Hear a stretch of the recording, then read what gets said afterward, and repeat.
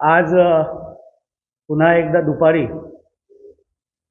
Doctor Jitendra Awhad यांनी पत्रकार परिषद घेऊन काल जे माननीय अजितदादा पवारसाहेब यांच्या चित्रावर एक ट्विट केलं होतं, याबद्दलची पत्रकार परिषद घेतली. आणि ती पत्रकार परिषद घेत असताना त्यांनी अनेक प्रश्न माननीय अजितदादा पवारसाहेब यांना विचारले की सिंचन घोटाळा झाला होता तेव्हा सर्वात पहिले टी व्हीवर आपण मला कागदपत्र जी दिली होती ती वाचून मी टी व्हीवर आपल्याला डिफेंड करायला जायचो. माझं एकच म्हणणं आहे की त्यावेळेला ती गरज डॉक्टर जितेंद्र आव्हाडांची होती. संपूर्ण महाराष्ट्राला स्वतःचा परिचय देण्यासाठी म्हणून, आपला TRP वाढवण्यासाठी म्हणून डॉक्टर जितेंद्र आव्हाड त्यावेळेला टी व्हीवर जायचे.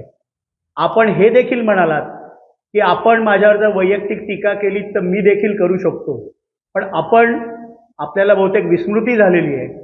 अनेक महाराष्ट्रातल्या दिग्गज नेत्यांवर आपण अत्यंत खालच्या पातळीवर जाऊन वैयक्तिक टीका केलेली आहे. माननीय राजसाहेब ठाकरे यांचा चेहरा कशा प्रकारे दिसतो हे आपण काही वर्षांपूर्वी बोलला होता. विधान परिषदेच्या उपसभापती माननीय नीलमताई गोरे यांनी किती वेळा आपल्या साड्या बदलल्या, अशा प्रकारचं आपण विधान केलं होतं.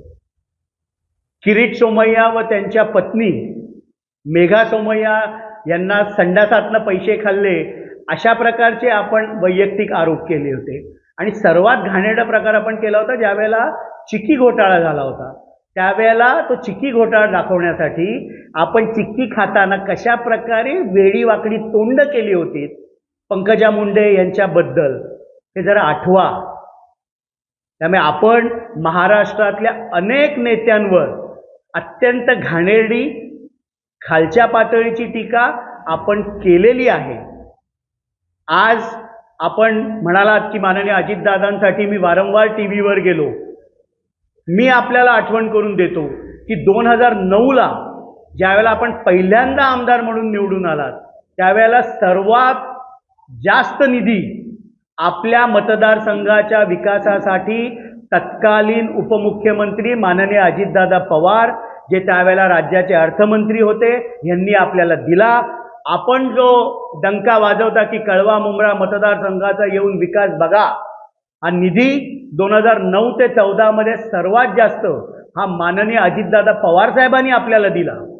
मागच्या वेळेला ज्या वेळेला आपल्यावर विनयभंगाची केस झाली होती आणि आपण अत्यंत खचून गेला होता, धैर्य सोडलं होतं, त्यावेळेला हेच माननीय अजितदादा पवार 3.5 तास आपल्या बंगल्यावर आपली समजूत काढण्यासाठी आले होतात.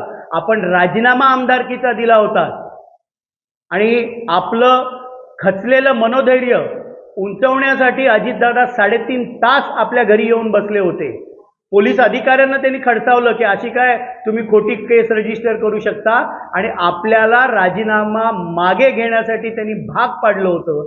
अजितदादा कायम खंबीरपणे, मग तो आपल्या मतदारसंघाचा विकास असो किंवा आपल्या जीवनामध्ये आलेली संकट असो, आपल्या मागे कायम सह्याद्री सारखेच माननीय अजितदादा पवार साहेब उभे राहिले. पण आपण मात्र कायम अजितदादांचा दुस्वास कालही केलात आणि आजही करतात, हे कायम आपल्या वक्तव्यावर सिद्ध होतं.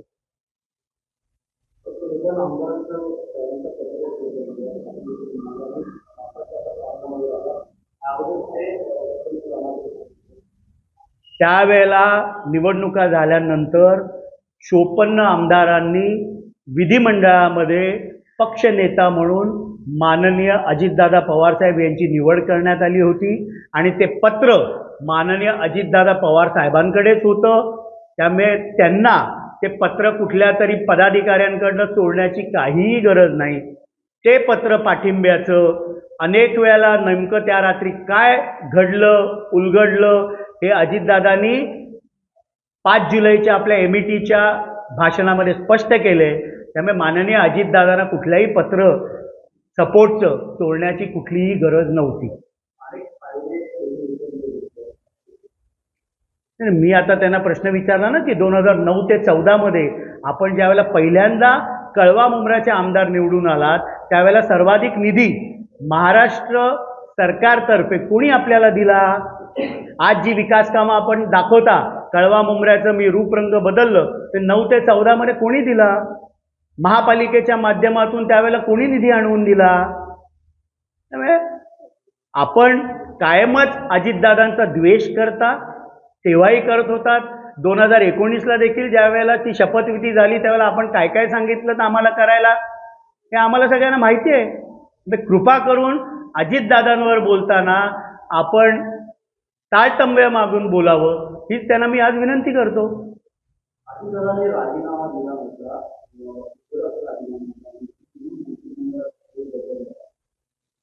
ज्या वेळेला एखाद्या राज्याचा मुख्यमंत्री राजीनामा देतो त्यावेळेला बाय डिफॉल्ट ते मंत्रिमंडळ बरखास्त होतं, कारण काउन्सिल ऑफ मिनिस्टर्सचा चीफ हा मुख्यमंत्री असतो. त्यामुळे मुख्यमंत्र्यांनी राजीनामा दिल्यावर त्या मंत्रिमंडळाचं अस्तित्व राहत नाही.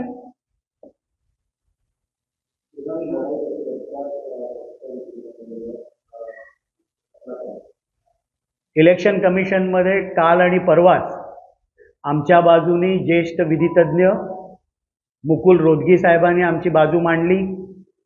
त्यावेळेला राष्ट्रवादीची घटना, राष्ट्रवादीच्या घटनेनुसार अंतर्गत निवडणुका झाल्या की नाही झाल्या याबाबतची संपूर्ण माहिती त्यांनी इलेक्शन कमिशनसमोर ठेवली.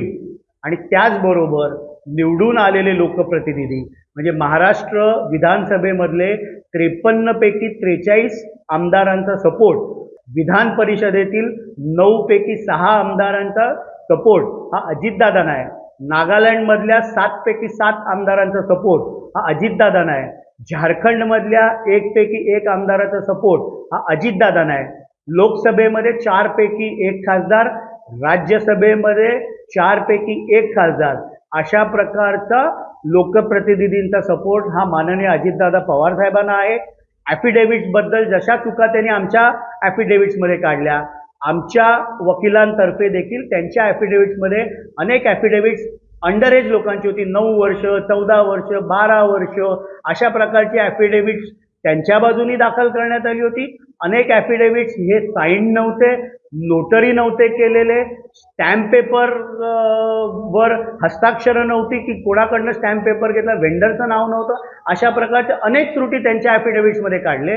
पण आमच्या बाजूनी म्हणत असताना की हा क्रिमिनल ऑफेन्स होणार नाही, हे ॲफिडेव्हिट्स इनव्हॅलिड समजले जाऊ शकतात, अशा प्रकारचा तिथे युक्तिवाद करण्यात आला. आणि संपूर्ण निवडणूक प्रक्रिया आणि निवडून आलेले लोकप्रतिनिधी आणि संघटनेतील लोक ही अधिक ही अजितदादांबरोबर आहेत. त्याचप्रमाणे 2019मध्ये विधानसभेच्या निवडणुकीमध्ये एकूण मिळालेली 66 लाख मतं, यातील जर 43 आमदारांना मिळालेली मतं पकडली तर ती 41 लाख होतात. आणि म्हणून जास्तीत जास्त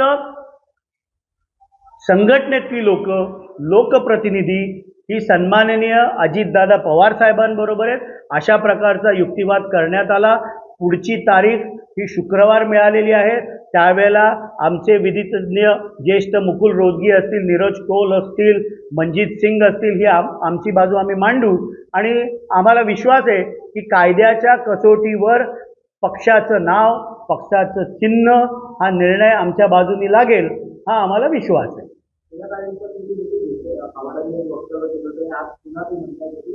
काही जणांनी जितेंद्र आव्हाड स्वतः समाजातला आहे म्हणून बाळ टाकून मला लोक आहेत, नातेवाईक आहेत की आजपर्यंत 25 वर्षात एकही आरोप अजितदादांवर केला नाही आणि गावाच्या संदर्भात देखील मी आधीही बोललो की त्यावेळेला ती जितेंद्र आव्हाडांची गरज होती. महाराष्ट्राला जितेंद्र आव्हाड कोण आहेत हे सांगण्यासाठी त्यांना टीव्हीवर जाणं गरजेचं होतं. अनेक वैयक्तिक टीका मी म्हणालो ना की त्यांनी राजकीय नेत्यांवर केलेले आहेत. त्यांचा तो व्हिडिओ पण आहे ना, एका टेकमध्ये कशी ॲक्टिंग केली, कुठला आमदार आहे का अशी ॲक्टिंग करू शकतो का, आहे ना व्हिडिओ. त्यामुळे ही त्यांची गरज होती. आणि अजितदादा देखील सह्याद्रीसारखे त्यांच्या मागे उभे राहिले. 2009 ते 14 मध्ये ज्या वेळेला अजितदादा पवार हे उपमुख्यमंत्री होते राज्याचे अर्थमंत्री होते, सर्वात जास्त निधी हा जितेंद्र आव्हाडांना अजितदादांनी दिला. त्यांनी ते नाकारावं की निधी मला अजितदादांनी दिला नाही, की अजितदादांनी दुजाभाव केला माझ्याशी. अजितदादा त्यांच्या मागे, त्यांच्यावर विनयभंगाची केस ही झाली त्यावेळेला देखील सह्याद्रीसारखे त्यांच्या मागे उभे होते. पण डॉक्टर जितेंद्र आव्हाड हे कायम सन्माननीय अजितदादा पवारसाहेब यांचा द्वेष, तिरस्कारच करत आले. कालही करत होते आणि आजही ते करत आहेत. जितेंद्र आव्हाड ने एक फोटो ट्वीट करके कहा है कि अजित पवार ने उनको पेट को लेकर उल्लेख किया था. उन्होंने खुद अजित पवार फोटो ट्वीट करके कहा कि अजित पवार उनका भी पेट बाहर है और आपसे जो टिप्स है वो दिखता नजर आ रहा है. जितेंद्र आव्हाड जी की ये हमेशा से गंदी आदत रही है कि अनेक नेताओं पे व्यक्तिगत टिप्पणी वो करते हैं. पूर्व इतिहास में मनसे के अध्यक्ष माननीय राज साहब ठाकरे जी के मुंह के ऊपर किस प्राणी के जैसा वो चेहरा दिखता, ये उन्होंने टिप्पणी की थी. विधान परिषद की उपसभापति नीलम जी गोरे, इन्होंने कितनी साड़ियां बदली है, ये किसी महिला के वेशभूषा पे जाके टिप्पणी करना ये हमारी संस्कृति नहीं है. किरीट सोमैया जी, उनकी पत्नी, उनके ऊपर उन्होंने जो टिप्पणी की. पंकजा मुंडे जी का जब चिक्की घोटाला हुआ था तो किस गंदे तरीके से चिक्की खा के उन्होंने मुंह बनाया था, ये पूरे महाराष्ट्र ने देखा है. और वो भी वीडियो उनका बाहर आया था कि कोई आमदार एक टेक में ऐसी एक्टिंग कर सकता है क्या. तो इसलिए वो उनकी हमेशा से शैली रही है व्यक्तिगत टीका करनी, व्यक्तिगत लोगों से बात करनी, आरोप करने. लेकिन जब खुद पे आए तो मैंने कभी जिंदगी में ऐसा किया ही नहीं, कि उनकी हमेशा से पुरानी फितरत रही है.